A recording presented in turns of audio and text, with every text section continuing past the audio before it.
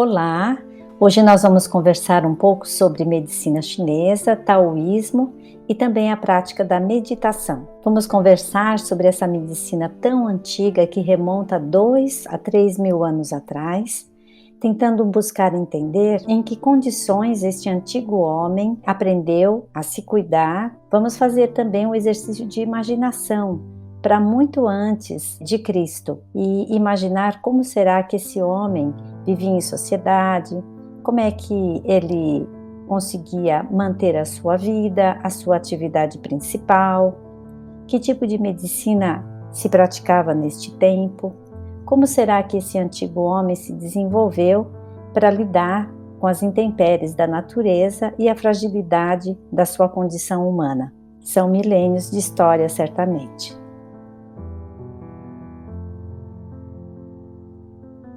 E como será que nós conhecemos tanto sobre essa medicina antiga? Como será que esses conhecimentos foram mantidos?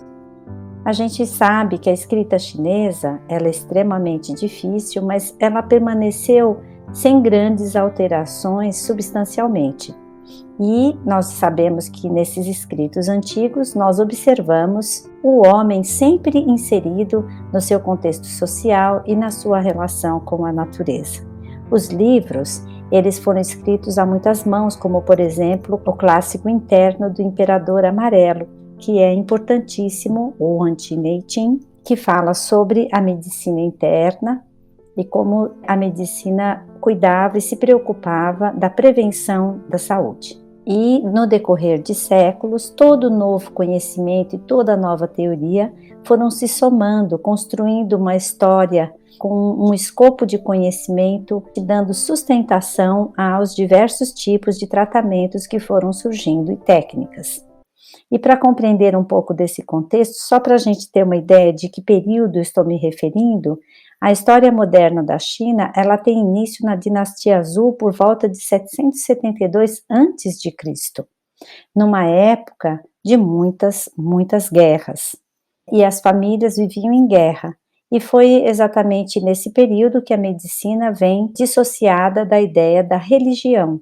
No início, a religião e a medicina andavam juntas, carregadas de um entendimento mais místico, demonológico em relação à etiologia e à manifestação dessas doenças. E agora eu vou falar sobre um texto antigo que foi encontrado para a gente entender alguma coisa sobre o médico ou o doutor chinês. O doutor principal, ele geralmente era o fitoterapeuta, era aquele que lidava com as ervas, ele sabia tratar os doentes e também os feridos. Mas como é que eles recebiam o seu pagamento? No final de um ano de trabalho, o salário deles era dependente do sucesso ou do insucesso que eles tinham apresentado durante aquele ano. Então, por exemplo, se em 10 casos que o doutor chinês fizesse tratamento não houvesse nenhum doente, ele era um mestre, ele era excelente, ele recebia muito bem. Mas se houvesse um doente, ou mesmo 2 ou 3, o pagamento era reduzido, de acordo com esse sucesso. E se ele tivesse até 4 pessoas, entre 10 adoecidas, às vezes ele nem recebia, porque ele era considerado muito ruim. Ressalta-se aqui a importância muito da prevenção e do não adoecimento das pessoas. Então vamos conversar um pouquinho sobre os primórdios. A medicina ocidental, ela tem em Hipócrates, lá na Grécia Antiga, o seu início. E lá no início elas eram muito similares, porque ambas as medicinas eram holísticas.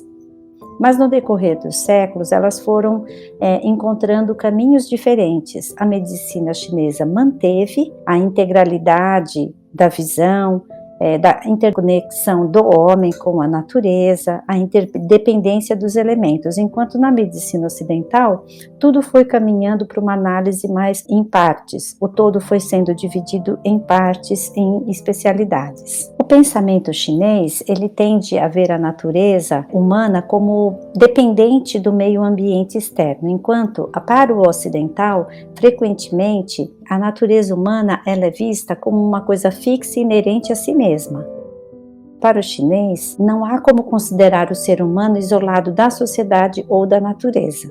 Na verdade, a gente não consegue viver em equilíbrio e harmonia se a gente separar tudo isso. A visão chinesa de tempo também é diferente. Ela é cíclica para o chinês, enfatizando a repetição de ciclos de tempo, como, por exemplo, os ciclos da natureza, o dia que sucede à noite. Agora, a visão ocidental, em geral, ela é frequentemente linear.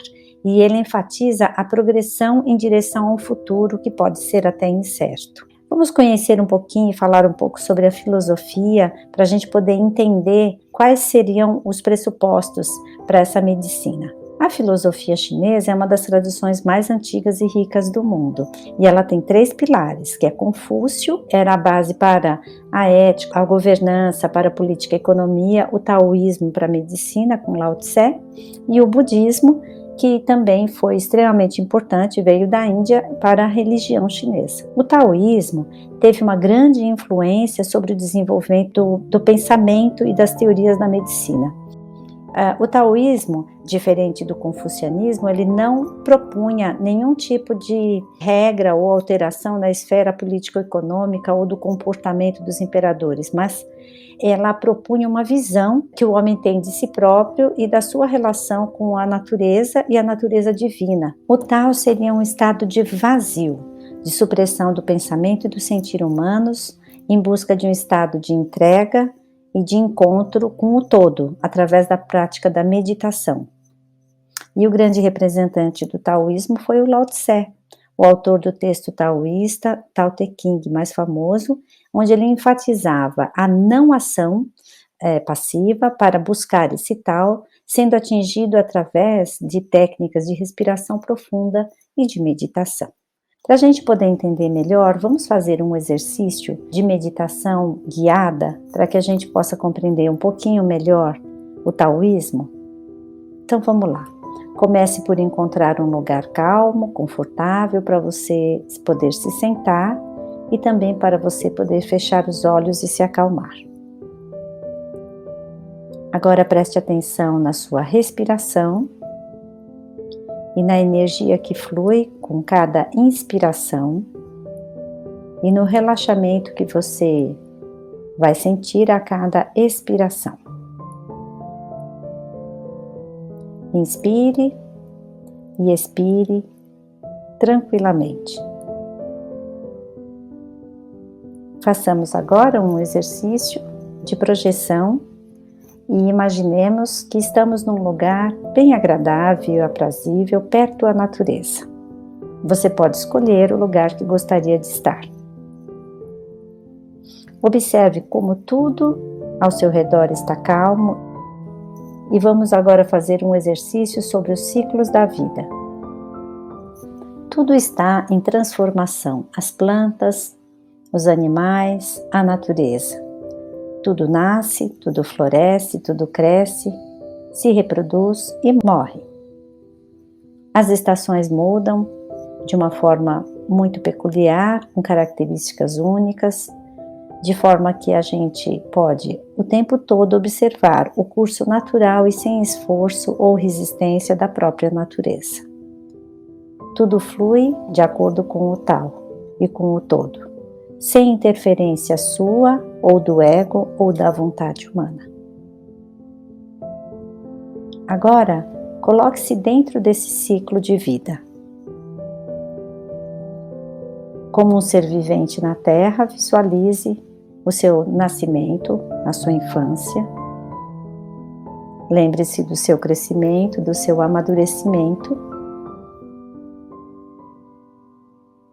E permita-se sentir as emoções que essa reflexão traz à tona.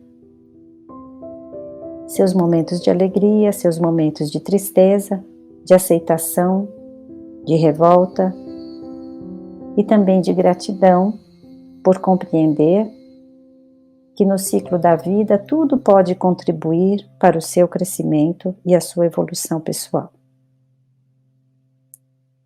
Agora pulverize o seu corpo físico, deixe liberto o seu coração e a sua mente e imagine-se retornando à fonte de energia vital do universo, como se você planasse no ar em direção ao todo.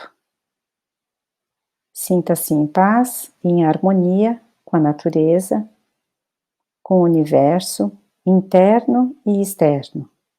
Permaneça nesse estado contemplativo por alguns momentos.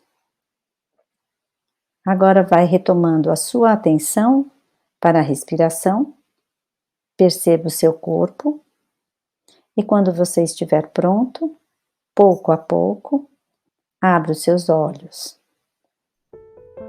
Para onde caminhamos em termos de prática de saúde? É inegável a importância da medicina integrativa, da junção das forças e da utilização da medicina tradicional chinesa dentro do Sistema Único de Saúde para a prevenção de doenças, porque a medicina chinesa é uma medicina energética, ela é ótima para a atenção primária. Então, o que se busca? Devemos buscar um caminho de aproximação entre diferentes, para que a gente possa integrar técnicas, opiniões, na direção de um novo conhecimento que flua de uma forma mais integrada, contextualizada e muito menos multifacetada. É isso, gente. Até a próxima!